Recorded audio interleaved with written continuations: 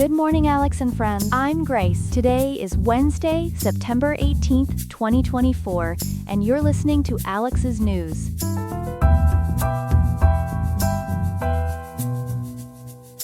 The high in Riverside today will reach 79.9 degrees, with a low of 66.3, making for a pleasant mid-September day. Coming up on Alex's News, we'll explore the factors that are putting Gaza ceasefire negotiations at risk. We'll also examine California's new strategies to tackle rising healthcare expenses. Plus, we'll delve into how law enforcement agencies manage to infiltrate and dismantle a worldwide criminal network through a sophisticated app. Stay tuned for these stories and more on Alex's News.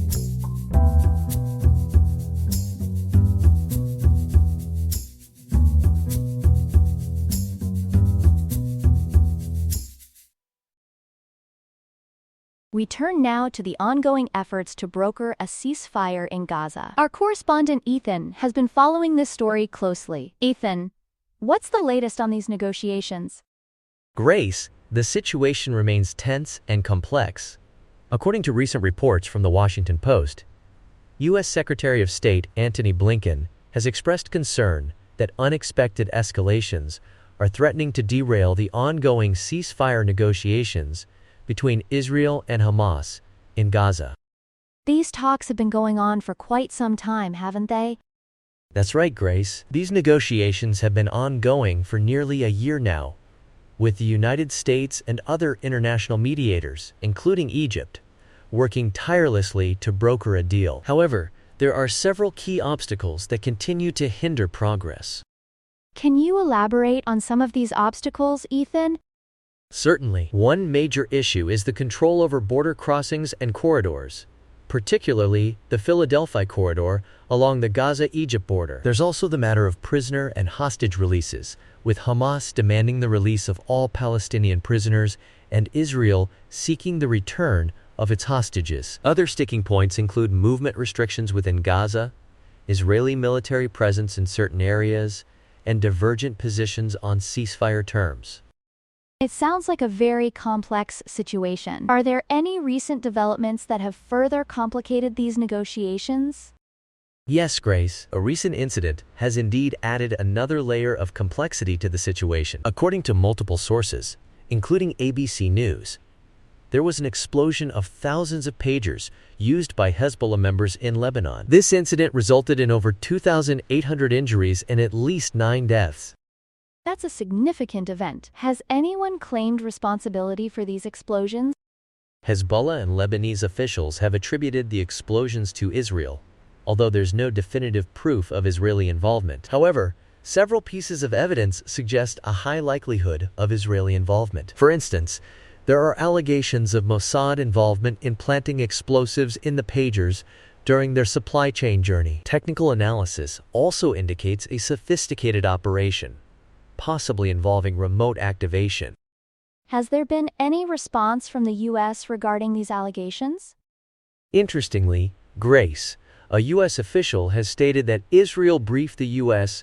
about the operation after its conclusion. This statement, if accurate, adds weight to the allegations of Israeli involvement. What are the potential implications of this incident, Ethan?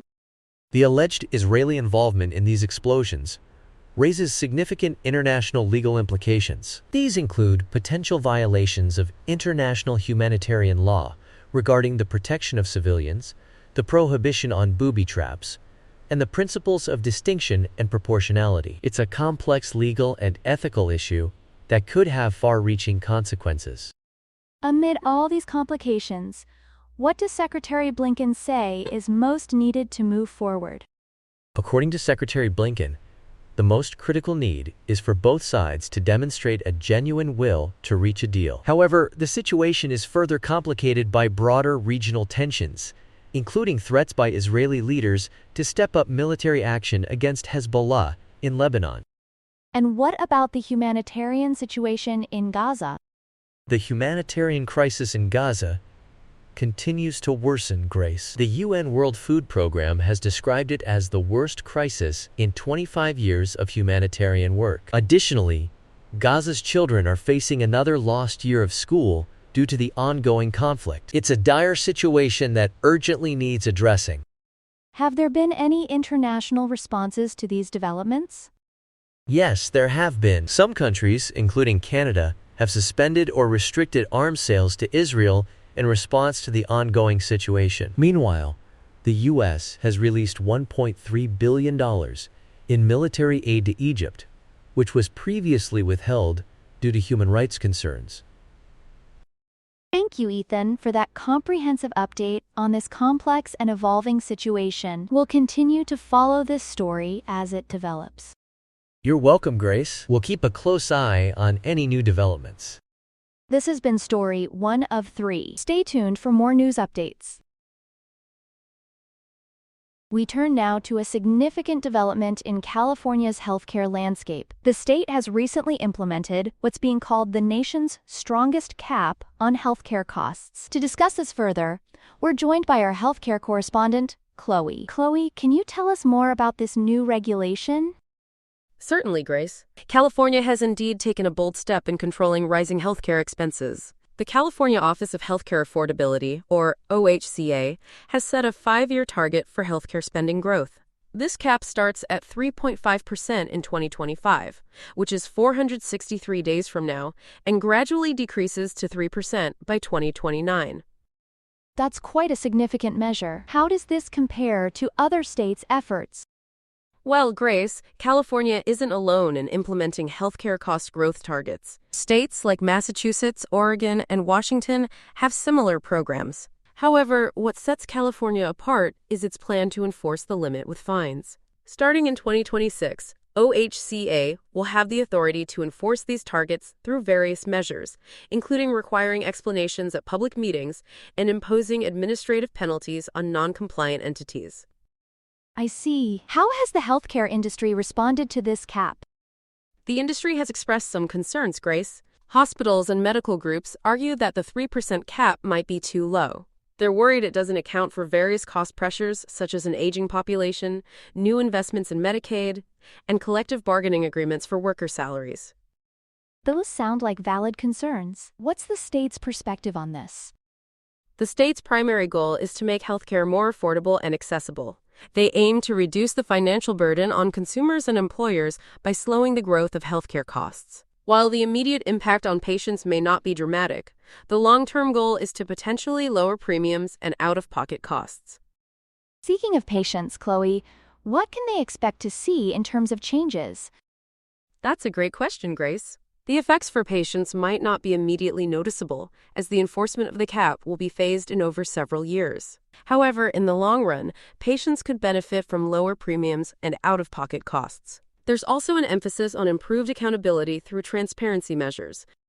Are there any examples of similar programs that have been successful in other states? Yes, there are. Massachusetts, for instance, established the first cost growth target program in 2012. According to reporting from the Los Angeles Times, this program has helped bring commercial spending growth below the national average. It's estimated that employers and consumers in Massachusetts saved about $7.2 billion from 2013 to 2018. That's quite impressive. Are there any concerns about potential drawbacks? There are some concerns, Grace. Some worry about potential cost shifting within the system and the need to ensure that cost containment doesn't compromise care quality or exacerbate existing inequities. The success of these measures in making a noticeable difference for patients will depend on effective implementation and enforcement. It sounds like a complex issue with many factors to consider. Thank you, Chloe, for breaking this down for us. We'll certainly be keeping an eye on how this develops in the coming years. You're welcome, Grace. It's definitely a story we'll continue to follow closely. Thank you, Chloe, for that insightful report. This has been story 2 of 3 in our morning news segment.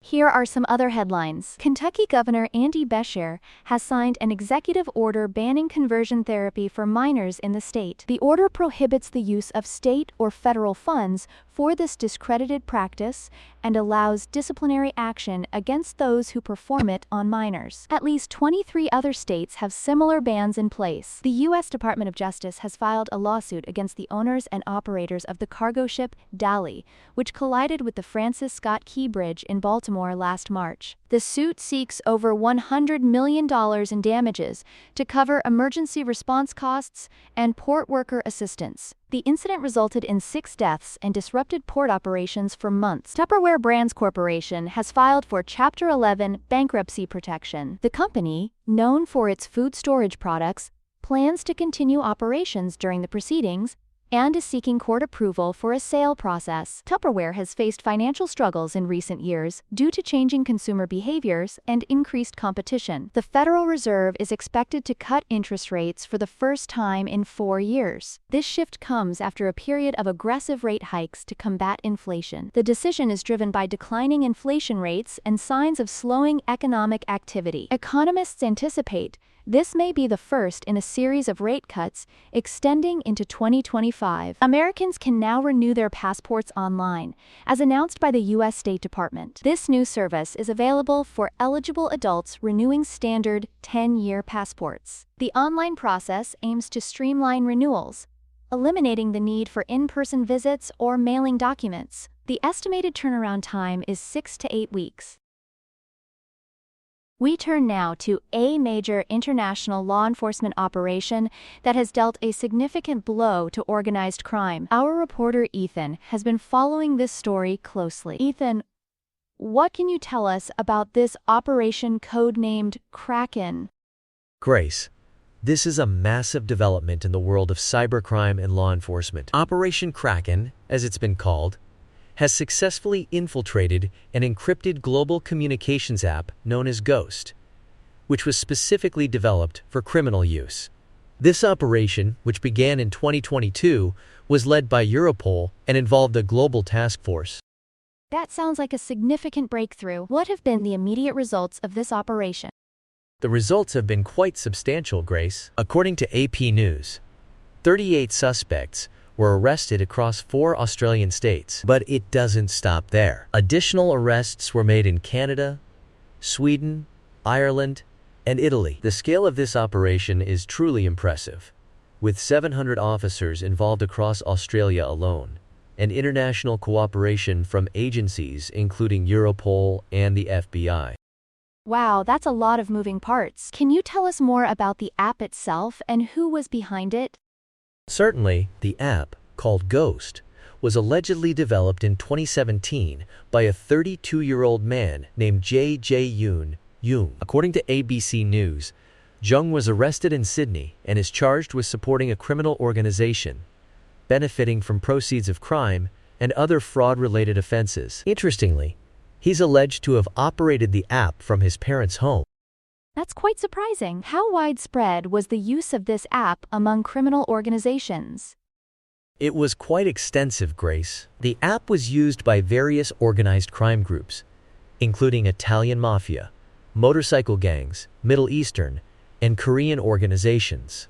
These groups used Ghost to coordinate illicit drug imports, order killings, and plan other serious crimes. In fact, Australian police claim that by monitoring 125,000 messages and 120 video calls since March, they've prevented 50 people from being killed, kidnapped, or seriously hurt. That's incredible. How did law enforcement manage to infiltrate such a secure system? Well, it was quite a technical feat. Australian police technicians modified software updates to access content on Australian devices. They also had help from French authorities, who provided technical resources that aided in decrypting the communications. It's worth noting that this operation raises important questions about the balance between public safety and individual privacy rights. Indeed it does. Can you tell us more about how this app was distributed and used? Certainly. According to reporting from KYT News Channel 3, Jung allegedly used a network of resellers to sell modified smartphones with a 6-month subscription to Ghost for 2,350 Australian dollars, which is about $1,590 US dollars. This included tech support. More than 600 Ghost devices were in use worldwide, with 376 active in Australia. That's quite a business model. What impact has this operation had on organized crime? The impact has been significant, Grace. This infiltration has led to major disruptions in criminal networks and communication channels. It's likely eroded trust among criminals in the security of encrypted communication tools. Law enforcement officials state that there's no evidence to suggest the app was used by anyone other than criminal enterprises. This seems like part of a larger trend. Is that correct? Absolutely, Grace. This operation is part of ongoing efforts to dismantle encrypted communication platforms used by transnational serious organized crime. It follows previous takedowns of platforms like EncroChat, Sky Global, Phantom Secure, and AN0M. The success of the Ghost infiltration demonstrates the increasing capabilities of law enforcement agencies in combating tech-savvy criminal organizations. Thank you, Ethan, for that comprehensive report on this fascinating development in international law enforcement. We'll be sure to keep our viewers updated as this story continues to unfold. You're welcome, Grace. It's certainly a story worth following closely. Indeed it is. Thanks again, Ethan. That's all we have for now. Today's episode was made by Alexander King with Claude Sonnet 3.5, the Perplexity API, and the Google Cloud Text-to-Speech API. I hope you have a great day. I'll see you tomorrow, Alex.